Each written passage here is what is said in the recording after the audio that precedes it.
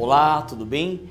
Vamos conversar um pouquinho sobre terceirização, um dos grandes temas trabalhistas de 2015, especialmente agora, abril, um tema que vem levando a manifestações por todas as regiões e o que vem trazendo também muita curiosidade, muita dúvida, quais serão os impactos positivos e negativos dessa temática. Vamos dar um passo para trás e voltar um pouco lá na origem da terceirização. A doutrina e a jurisprudência dizem que a terceirização data da década de 70, 1970 para frente, em que nós tivemos o fenômeno mundial da globalização, em que as empresas precisavam otimizar a produção e reduzir custos. E elas acabaram se preocupando com a sua atividade fim, a sua atividade nuclear, o porquê que a empresa ela foi criada, o núcleo da dinâmica empresarial, e elas passaram a transferir a outras empresas especializadas as suas atividades consideradas meio, que são atividades periféricas, instrumentais ou de apoio, como vigilância, conservação, limpeza e alimentação. Perceba que a ideia da terceirização é muito simples. É a empresa se preocupar com a sua atividade nuclear e repassar as atividades periféricas a outras empresas que seriam especializadas nesse tipo de atividade. Ok. O grande problema é que a terceirização ela afronta diversos princípios do direito do trabalho, especialmente as ideias do princípio da proteção, de proteger o trabalhador hipossuficiente, que é a parte mais fraca, a natureza alimentar das verbas trabalhistas. Logicamente, a área trabalhista e o TST não teve como eliminar totalmente a terceirização. Ela foi permitida, mas ela foi permitida de forma excepcional em algumas situações consideradas tipo lá na súmula 331. A súmula 331, há muito tempo, é o grande diploma normativo que regulamenta a terceirização, ainda que de forma precária. Mas, ainda assim, é a súmula base para a gente desenvolver o que seria a terceirização aqui no Brasil. Agora, não pode um tema com tamanha importância assim no mercado de trabalho não ter lei regulamentadora. Daí o porquê este projeto de lei, aprovado pela Câmara dos Deputados, com os destaques que ainda dependem de aprovação, mas o projeto de lei 4330 de 2004. Esse projeto de lei, já tramitando há mais de 10 anos no Congresso Nacional, ele finalmente foi aprovado pela Câmara dos Deputados.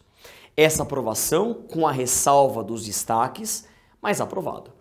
E isso vem gerando toda essa discussão e manifestações. Mas o porquê, você está perguntando? Por que vem gerando manifestações por todo o país?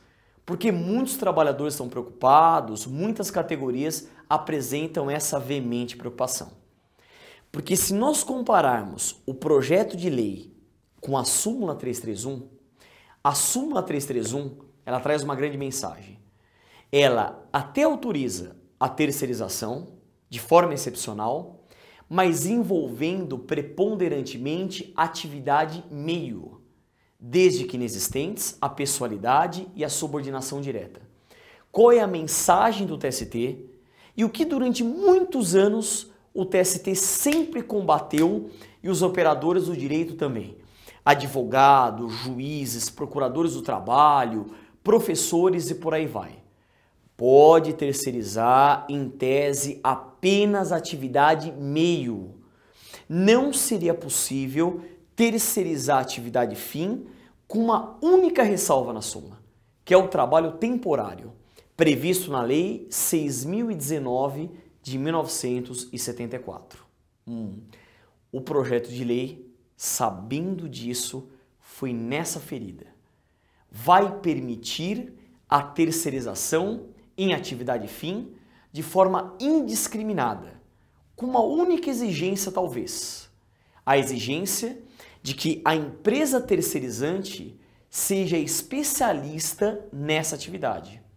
Só que perceba que o projeto de lei ele está adentrando na grande problemática e na grande ferida da terceirização, que é permitir esse fenômeno na atividade fim. E aí surgem as indagações. Qualquer tipo de empresa poderá terceirizar qualquer atividade fim? Vamos dar alguns exemplos. Uma universidade vai poder terceirizar professor, sendo essa a grande atividade fim? Uma academia vai poder terceirizar um professor de educação física?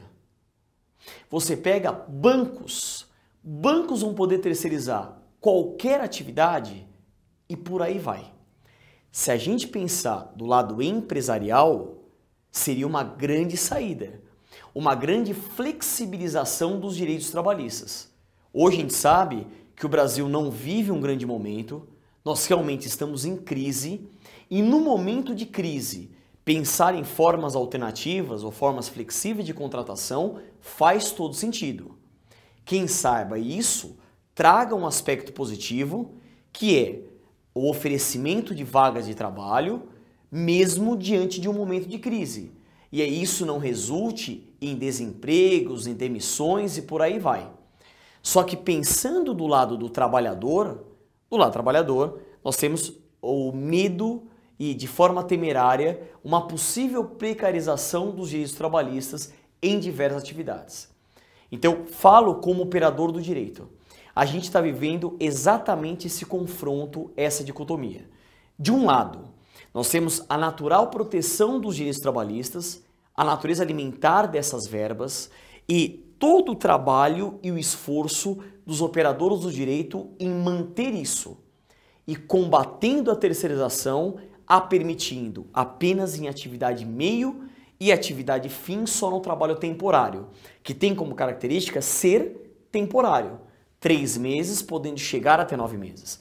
De outra sorte, você tem o país em momento de crise, precisando manter e ofertar vagas de trabalho, o empresário com uma alta carga trabalhista, previdenciária e tributária, quem sabe a terceirização sendo uma grande saída para os empresários, a continuidade da empresa e a oferta de vagas de trabalho. E um outro aspecto positivo, um tema de tamanha relevância assim, ele precisa ser regulamentado. Há muito tempo a gente vinha exigindo do Congresso Nacional a regulamentação. Então o projeto de lei ele é positivo nesse sentido. Agora, como dosar esses aspectos positivos com os aspectos negativos, evitando-se a precarização dos direitos, a coisificação do trabalhador, a mercantilização do trabalhador. Então, isto que vem gerando esse temor por parte dos trabalhadores, por parte das categorias isso vai impactar demissões? Isso vai impactar a criação de empresas de fachada? Será que a fiscalização vai dar conta de todas as relações triangulares? Se na origem na área trabalhista a relação ela sempre foi bilateral, trabalhador-tomador de serviços, a regra vai ser relações triangulares. Todas as indagações estão na ordem do dia. São perguntas interessantes em que a gente vai ter que levar a toda uma discussão, a toda uma reflexão, tanto do meio jurídico quanto da sociedade como um todo. Realmente fica difícil de mencionar aonde tudo isso vai chegar. Os anos dirão.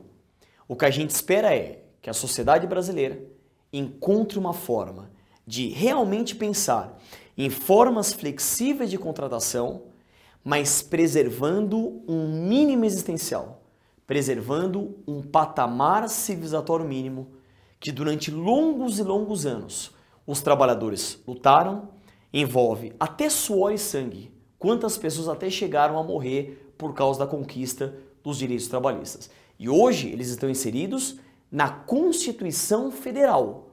A gente sabe que um mínimo tem que ser preservado. Que mínimo é esse? E como fazer o cotejo desse mínimo com a terceirização, que é uma grande forma de flexibilização dos direitos trabalhistas. Agradeço a atenção e te espero no próximo vídeo comentando a aprovação do projeto. Até lá!